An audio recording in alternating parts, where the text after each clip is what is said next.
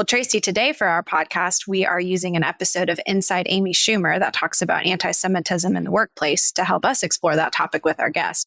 And it got me thinking, that show is a pretty quintessential dark comedy. And I go, in terms of dark comedies, about as dark as Oh Brother, Where Art Thou?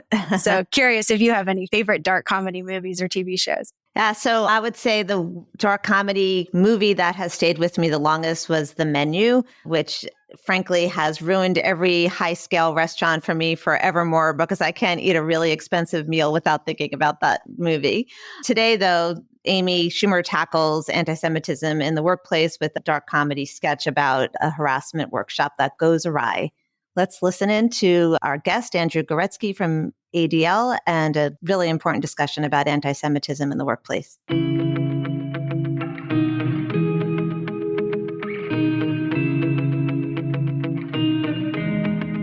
Welcome to Hiring to Firing, the podcast. I'm Tracey Diamond, a labor and employment partner at Troutman Pepper Locke, and I'm here with my partner and co-host, Emily Schifter. Together, we handle all issues from hiring to firing. We have invited Andrew Goretsky, Senior Regional Director of the Anti-Defamation League in Philadelphia, to join us. So welcome to the podcast, Andrew. Tell us a little bit about your background and work for ADL. Well, first, really just happy to be here. Thank you for having me on the podcast today.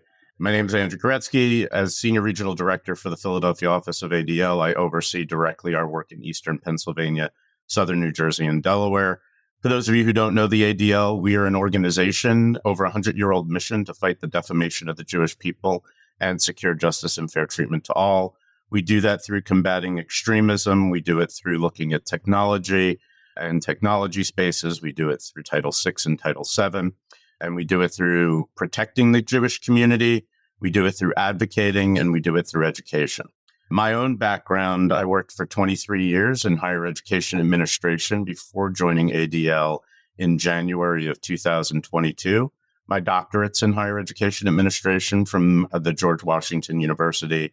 My research area is student engagement and mobile technology, so I have particular interest in the proliferation of hate in online spaces. And in addition to that, I am also affiliate faculty at Gratz College, and I taught higher ed law and policy at Temple University. When I asked that they want me to teach it because I'm not an attorney, they said, we want deans knowing when to call the attorneys, not being attorneys themselves. So that's where they had me teach that class. Throughout the podcast, I may share different pieces as to why I joined ADL, why I made the move from higher ed, but very happy to be here. And that's a bit about my background. And in full disclosure, Andrew and I met when I was on the regional board of the Philadelphia area ADL. And I remember when he first came on board, and he's really been a wonderful tour de force for the Philadelphia area on behalf of ADL. Thank you, Tracey. Andrew, why don't we start with some definitions? When we talk about anti-Semitism, what are we talking about? Well, the definition that the Anti-Defamation League uses is the International Holocaust Remembrance Alliance definition of anti-Semitism.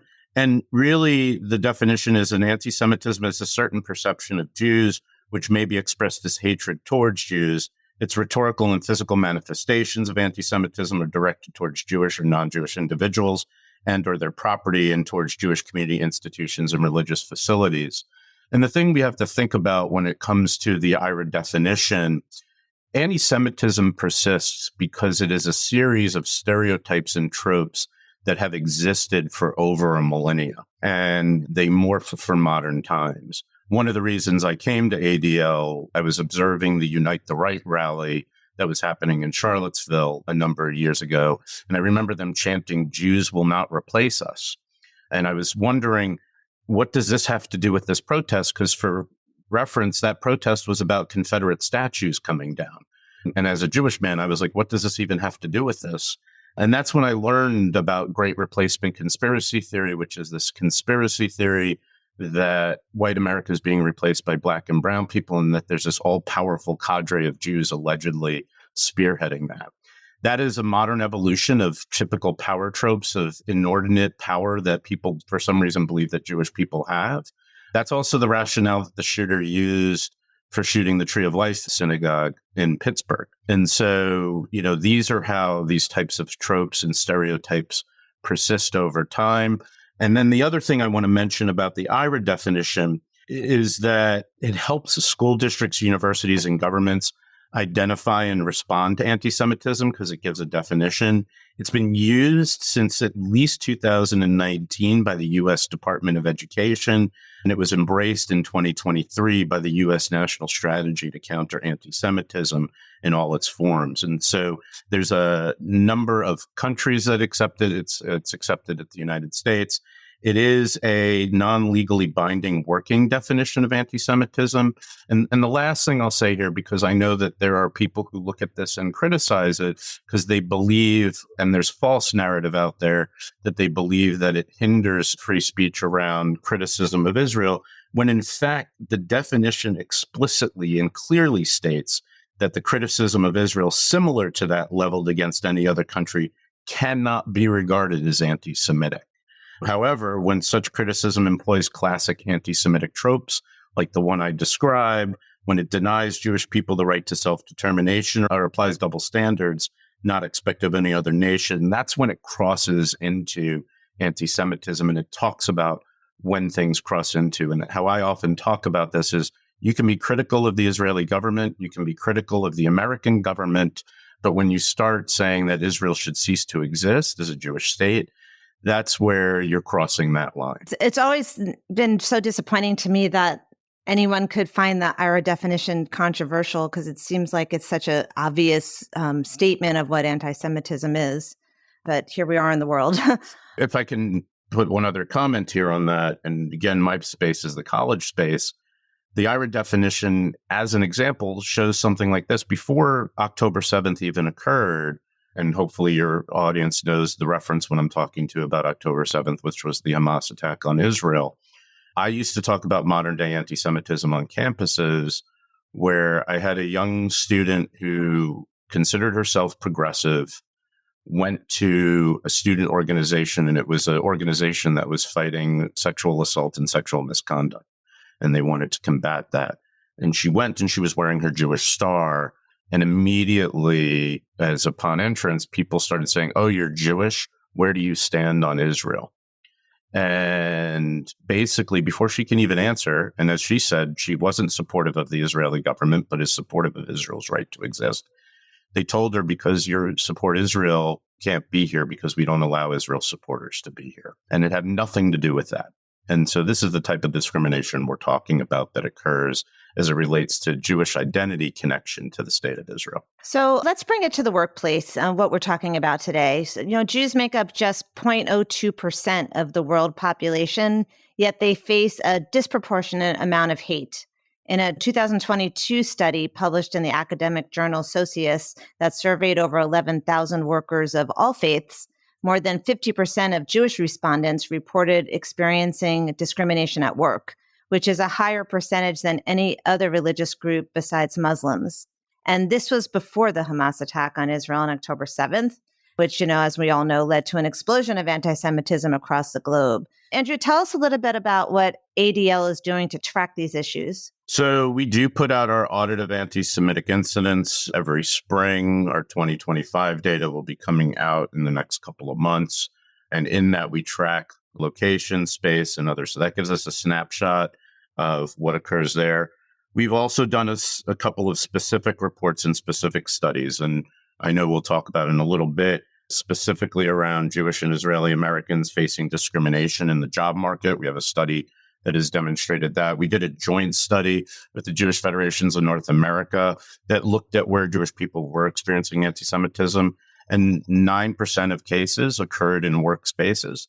And we see this happening. We're also putting out reports and studies these days on large language models and AI and how anti-Semitism is showing up in those spaces. And as people continue to utilize and extend their use of artificial intelligence, knowing how anti-Semitic rhetoric is coming up in that space becomes infinitely more important as we talk about this. Absolutely. It's a little horrifying, frankly, to know that the AI is learning, some not so great things, as all the great things AI can do, but it certainly reflects back all of humanity for better or for worse. So in what ways do you see discrimination against Jews manifest itself in the workplace? It manifests itself in a number of different ways. We track cases of harassment, vandalism, and assault. When we look at the workplace, it comes in different places. We can have, and we see where important workplace meetings on religious holidays and scheduling on religious holidays. I myself had a healthcare fair that they were doing, and they planned it on Yom Kippur, which is the most important holiday on the Jewish calendar. And when I brought it up, the comment was, "Oh, sorry, we didn't know." We can do that, but then when it happened a second time a few years later, then you're getting to a different place on that as far as the level of discrimination that may be occurring because I don't get the same opportunities. We see anti-Semitic tropes. We talked about power tropes, where people will talk about Jews have too large of a power in this company or in this organization or in the world. People will say, you don't look Jewish or you look Jewish. There aren't necessarily specific features. We've heard people say, you can't be Jewish, you're Black. In fact, in the United States, 15% of Jewish people identify as non-white. If you go to Israel, more than 50% of Jews descend from Jewish ancestry from Middle East and North Africa, not from European. And so there's those components. You hear derogatory comments such as cheap Jew. Regularly, I heard, don't Jew the price down on me. I'm trying to make certain amounts of money here. We'll hear backhanded compliments. You can always trust her with your money. I had a report in my own region where somebody had a swastika put on a Post-it note and left on their desk. These are the types of things that we see and we hear. It gives me the chills. So our first clip illustrates these points. It is from the TV show Inside Amy Schumer, a sketch comedy television series created and hosted by the comedian Amy Schumer. The series aired on Comedy Central from 2013 to 2016, and then was revived again in 2022 for a fifth season on Paramount+. The show received a Peabody Award and has been nominated for 8 Primetime Emmy Awards, winning 3 of them. In this clip, Amy plays a corporate leader assisting with a workshop on workplace harassment.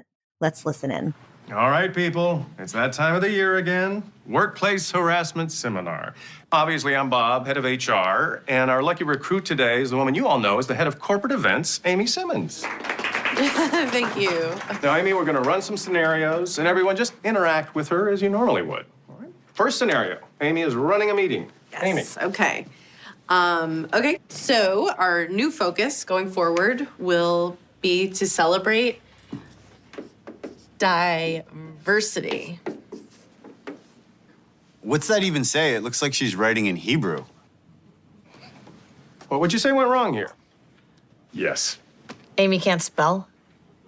That is stupid, but no.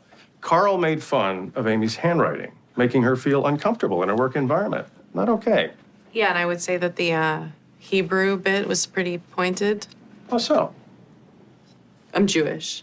Wow. You do not look it. What? No, I meant that as a compliment. Anyway, let's keep moving. This is actually a perfect example of the microaggression I was referring to earlier. This is an example of what we see. Words matter, and so do actions. So, Andrew, can you tell us a little bit about ADL's research on the issue of failure or refusal to hire applicants with Jewish or Israeli backgrounds that you mentioned earlier? Yep. So in 2024, we actually published a white paper on this issue. In the study, we had asked the question, do Americans who signal Jewish or Israeli backgrounds experience discrimination in the U.S. labor market? We had sent 3,000 queries to job postings across the U.S.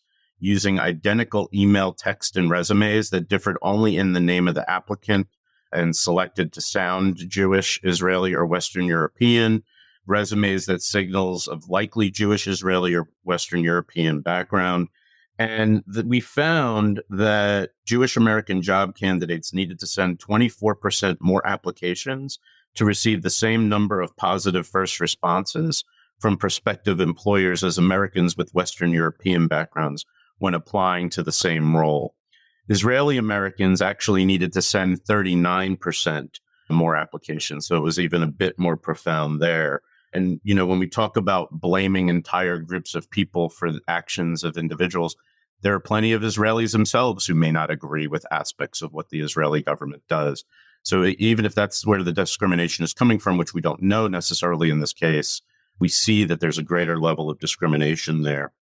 On top of increasing anti-Semitic incidents and growing anti-Semitic beliefs, This landmark study really illustrates the very real need for employers, legislators, and civil rights officers to take anti-Jewish and anti-Israeli prejudice more seriously in the workplace so that the workplace works for everybody. So, Andrew, I know that you're not a lawyer. We talked about that before, but what laws are in place to combat this? And Emily, why don't you chirp in here and help out Andrew?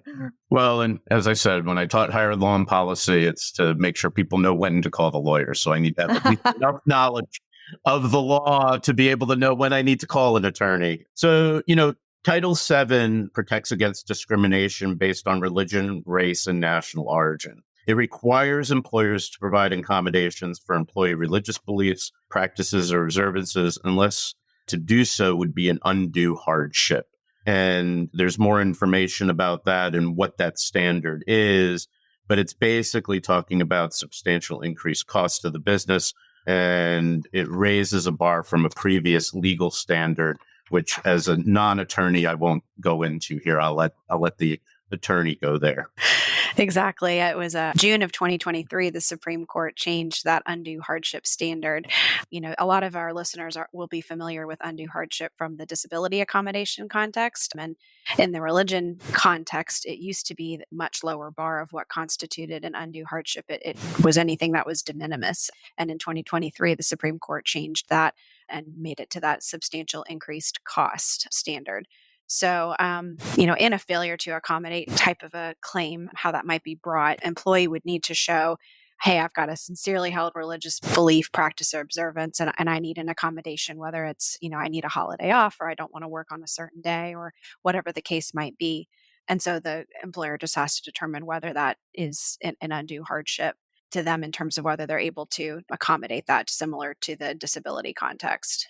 But looking at a more traditional discrimination case outside of the accommodation context, it's just like our listeners are familiar with a discrimination on the basis of gender or on the basis of age.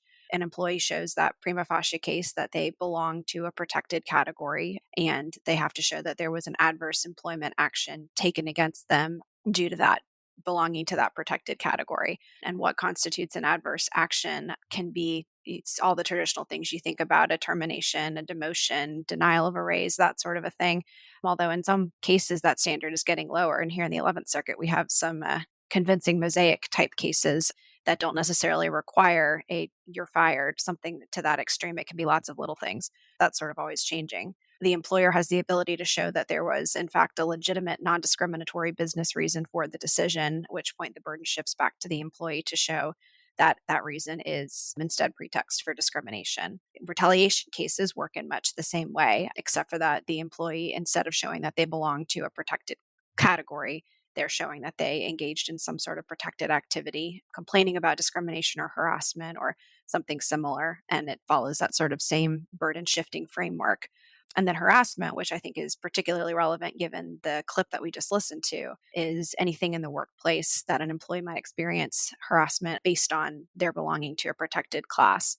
Generally, the way that those claims work is the harassment has to be severe or pervasive, and that's both an objective and a subjective test, although some state laws actually have a lower standard for that, so that can vary depending on where you are as well. Yeah, and what makes it kind of tricky in this context is that the protected category piece of where does anti-Semitism sort of fit? Is it a race? Is it a religion? Is it a national origin? Is it all three? And I think that sometimes you see some cases where that question comes up and whether or not the person is in a protected category to begin with. I would posit that the fact that that's even questioned is somewhat anti-Semitic to begin with. Right, exactly. One thing I want to go back to before we introduce our next clip is what we talked about before with the 2024 study about those applicants with Jewish sounding names or an Israeli sounding names having a harder time getting their applications received and harder to find a job.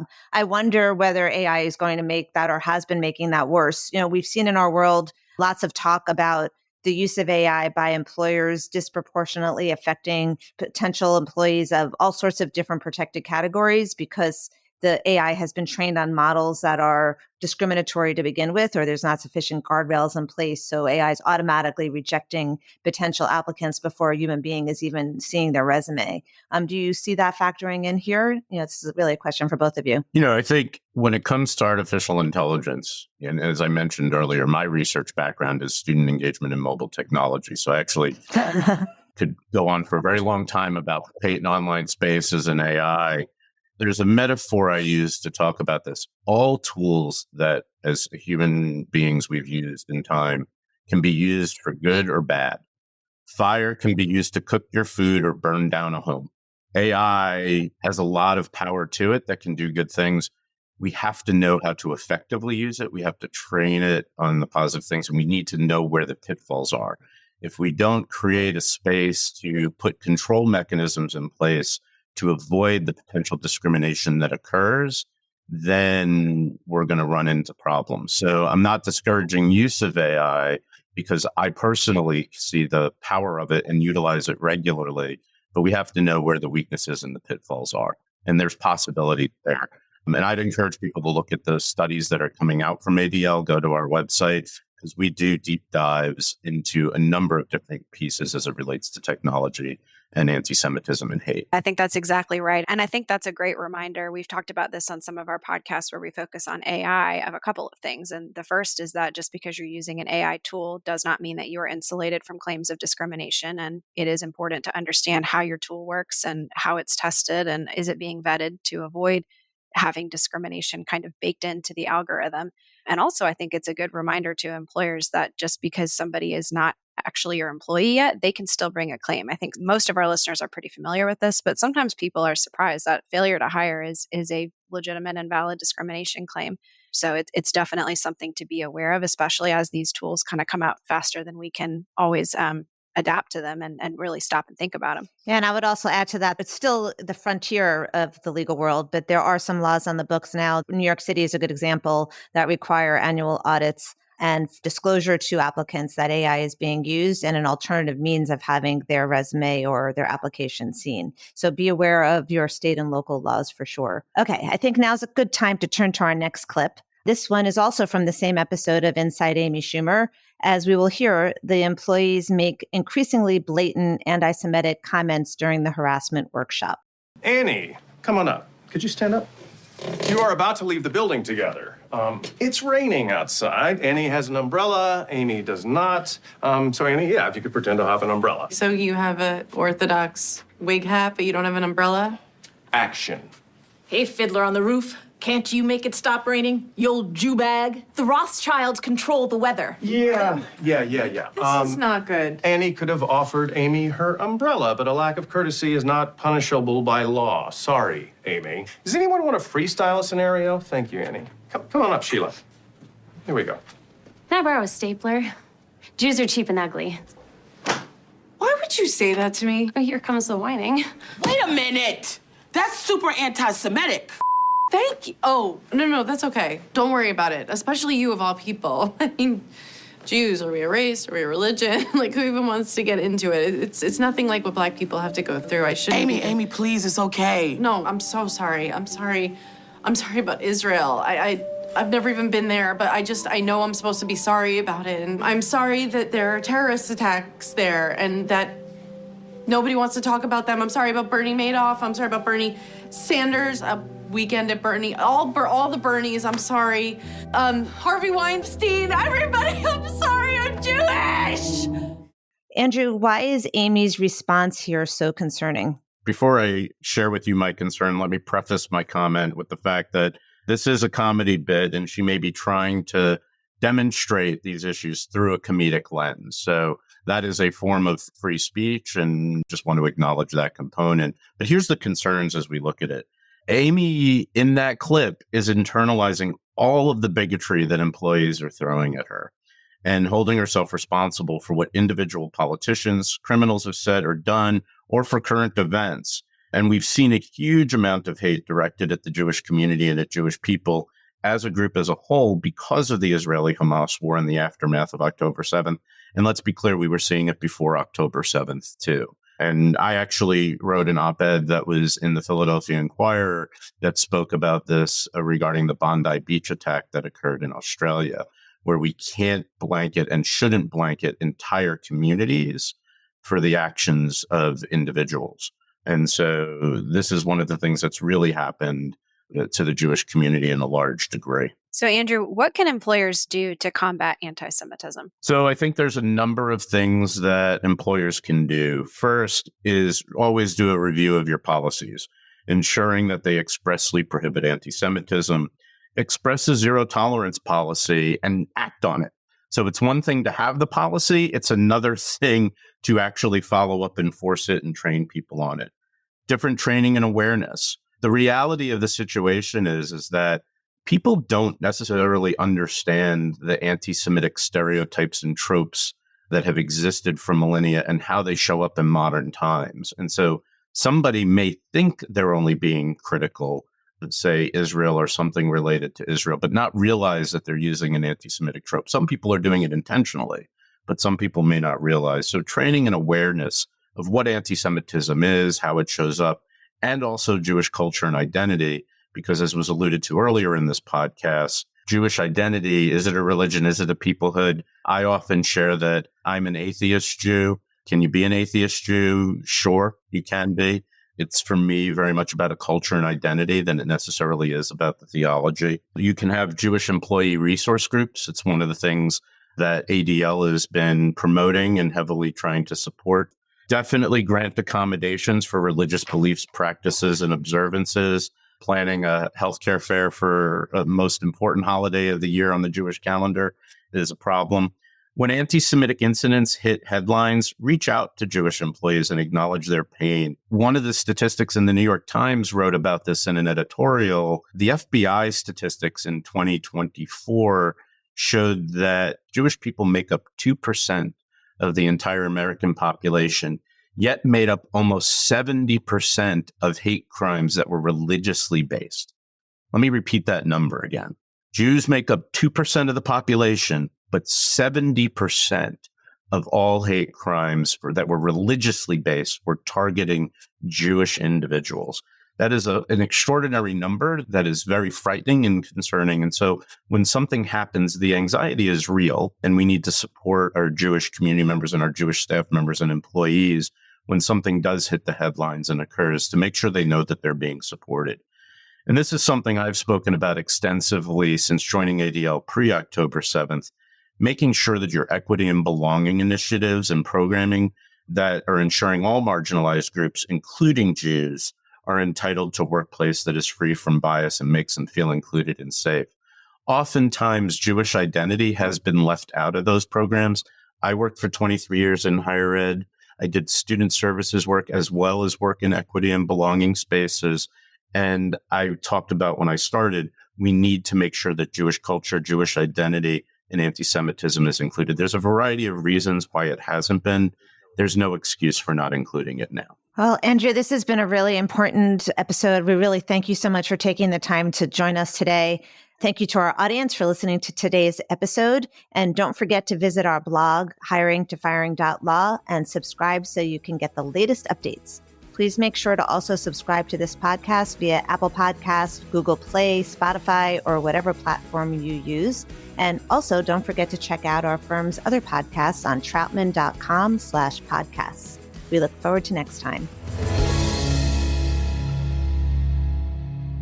Copyright Troutman Pepperlock, LLP. These recorded materials are designed for educational purposes only. This podcast is not legal advice and does not create an attorney-client relationship. The views and opinions expressed in this podcast are solely those of the individual participants. Troutman does not make any representations or warranties, expressed or implied, regarding the contents of this podcast. Information on previous case results does not guarantee a similar future result. Users of this podcast may save and use the podcast only for personal or other non-commercial educational purposes. No other use, including without limitation, reproduction, retransmission, or editing of this podcast may be made without the prior written permission of Troutman Pepperlock. If you have any questions, please contact us at troutman.com.